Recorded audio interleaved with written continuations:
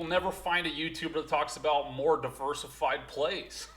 We talk about it all. Even the Becky stuff. Why? Because we know how to make money. One of the best ways to do it, find something cool no one knows about yet that's still cheap. Perfect example. No one's talking about this thing. POWR is a ticker for the commons. POWRW is for the warrants. You can get the warrants are like call options, but for people that don't want to mess with calls and options. 87 cents, 90 cents, somewhere on there you can buy these at, under a buck. Any decent target is going to be well over $1. What's your risk here? Really, in my eyes, almost nothing, as long as you're willing to hold it until we get an LOI. All right? This is, in my eyes, the golden unicorn of Becky stocks. Hold on tight. We're talking about lots about stocks like, okay, it's a decent target, but how are they going to pitch it? Are they actually going to do press releases after the LOI? What was that power stock that just came out? No press releases, nothing. Guess what? The stock didn't do anything. The stocks that have the more press releases hit are the ones that gain attention. They're being marketed and sold. We need that. But what if we can still get something cheap? At the same time, cheap, cool before it's cool to the masses, something like that. Dude, we've got CNBC coming out and already doing articles on this, like right at launch, saying female-founded SPAC powered brands to create beauty conglomerate. We've got all sorts of like little mommy bloggers out there that are already talking about this too. People want this. People know this chick, Mrs. Power, Mrs. Becky Power is the one running this.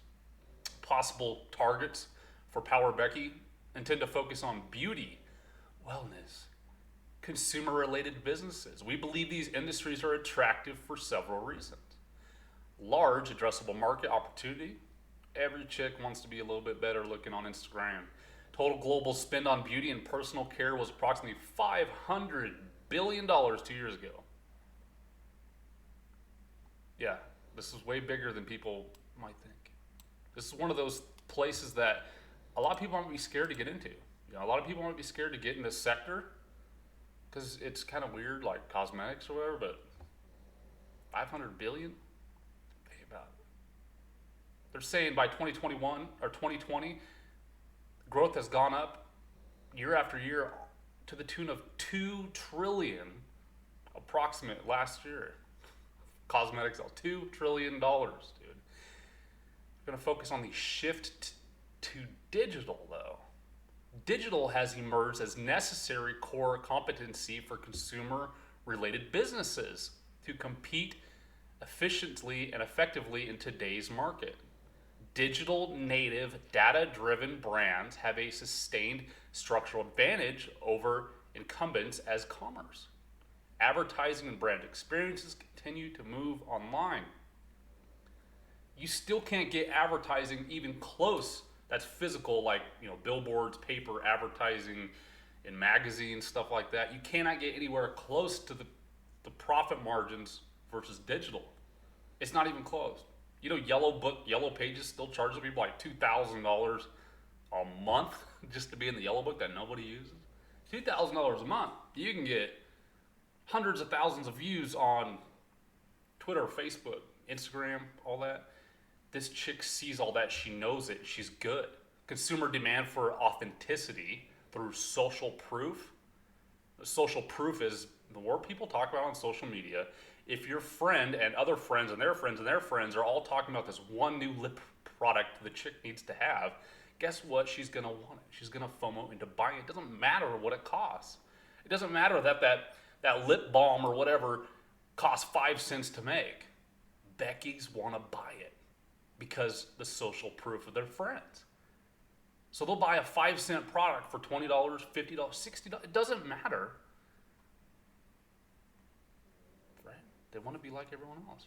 Particularly Generation Z and millennials are seeking brands with strong ethical platforms. Okay? Not animal testing. That actually and authentically take a stand on environmental and social issues. This chick gets it. According to the bookings, institutions, millennial, Gen Z, and younger demographic groups now represent 50% of the U.S. population. What were y'all doing during the past year when everyone got fired? Maybe people got a little bored. I thought the population was going down. The population was going down. People got bored and had to stay home. What happened? Catherine Power, Miss Becky herself, is a CEO, investor, who, what, where, versed skincare, Avalon wine, skincare, Merit Beauty, sweet. Where's she at? Where she needs to be. She's exactly where she needs to be. West Hollywood, dude. She's in West Hollywood. People know this chick. She's cool. CEO, founder, Merit Beauty, tons of followers. I don't know what these brands are, but guess what they sell and make a ton of money? Versed. Versed is a clean, community-fueled drugstore skincare brand spun up of fashion beauty. You get it? CEO of Click Brands. Cool. I see Jeff Bezos' face right in there. See what I'm getting at? How about this? Co-founder, board of directors for Avalon Ltd., based out of Los Angeles, California. Guess what? Avalon is a clean wine company created by Cameron Diaz herself and Miss Becky Power. Clean wine? I didn't even know that. I mean, I know a lot of them use like phosphates and stuff, maybe some weird salts or bisulfites to preserve it. Maybe they found a different way to do it and are now clean. Whatever. You see what we get here? We're also getting Cameron Diaz. This chick is friends with Cameron Diaz, man. Lord knows she likes wine and everyone else does too. We can get a play, something like that.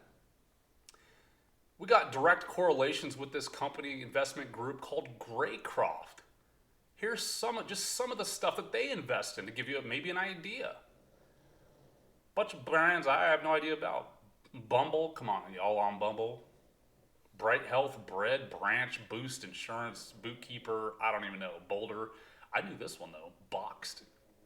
So that's the at-home delivery of greens, maybe some wines, like subscription groceries come to your front door thing. Box is actually a really good target, and they are well known for looking for a SPAC deal. Could be Boxed. It sounds like cosmetics, but we've also got the ESG green thing in there. They could spin Box that way. Maybe Box can start shipping not only food, but foundations and makeup, organic makeups and wine to please Cameron Diaz, right? Consumer-focused businesses including Acorns, right? We've got people from Acorns, Avalon, Bird, y'all heard of that? Bumble, Click Brands, Happiest Baby, get it?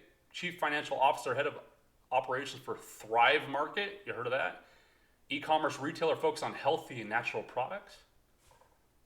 Grocery, beauty, consumer packaging goods, e-commerce, wholesaling. We've also got the COO of Kendo Brands, prestigious beauty incubator and a division of Moet Hennessy and Louis Vuitton. Guarantee your chick knows about Louis Vuitton. Do you know about Hennessy? Chief Financial Officer of Tom's. Has anyone heard of Tom's? Is one of the front runners, at least one of the coolest front runners via sales, proven sales, of the green, all-natural movement of everything. Deodorants, toothpaste, mouthwashes, chapsticks. Tom's got bought out by, Procter & Gamble or something like that. But Tom's, all right? CFO of Tom's is on here. A shoe and apparel company, right? Even got that. Shoes and apparel company. International Coffee and Tea, LLC, DBA, the Coffee Bean Tea Leaf. More foodie kind of stuff. How about the CMO of BET Networks? Which is owned by Viacom, CBS. Got that too. How about the CMO? The one position most companies that want to go SPAC don't have. Chief Marketing Officers. We literally have the Chief Marketing Officer, the best one in the world. The best one we could literally have here. She's the CMO for Coty. If you don't know what that is, think of like all major fashion brands and perfumes, cosmetic stuff. Coty usually buys them out. If your brand is getting semi-cool, Coty probably is knocking on your door trying to buy it. Massive monopoly player for all fashion, beauty, apparel. We have the CMO of that. Senior advisor, I think the owner of Ohana. What's Ohana? It's a huge investment group that literally just invests in brands like we've been talking about. Powerful brands, crazy shoe brands, Click, Beard, Dash, fashion, I don't even know, man. Coty Consumer helps millions of people around the world express their beauty their way, thanks to a rich portfolio covering color cosmetics, body care, mass fragrances. Our family of brands includes iconic brands such as CoverGirl. You heard of that? I'm a dude. I've heard of CoverGirl, Max Factor, Rimmel, Sally Hansen, Adidas, and Nautica. That's all Coty. Coty's on top. They hook it up for all those. We get the CMO of all that. How about Burberry, Calvin Klein, Gucci, Boss? Crazy, huh? Why do we care? Again, let's revert back to the Becky stocks. Here's one that just launched, IPO. This is an IPO that came out. It went up and actually pretty much stabilized and then has been mooning ever since. This opened up beginning of last month in June. This is called Figs. Anyone who's in like nursing that wears any chick that's in nursing that wears scrubs, right? The nurse outfits and all that. This is a cool kid Instagram influencer hyped brand of scrubs. They might fit you a little bit better than the old school ones. But look at this. This is a Becky stock. Opened up at $30. In less than a month, it's already sitting at $46.27 with a high over $50. 54% rip in 1 month. How about this Becky stock? This might be the most Becky of Becky stocks ever. Lululemon, ticker Lulu.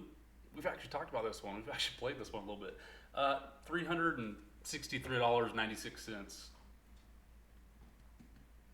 Market cap of $47.37 billion. What is Lululemon? They literally make spandexy pants and shirts. Mainly for chicks, but now guys wear them too. That's crazy, right? Really expensive leggings.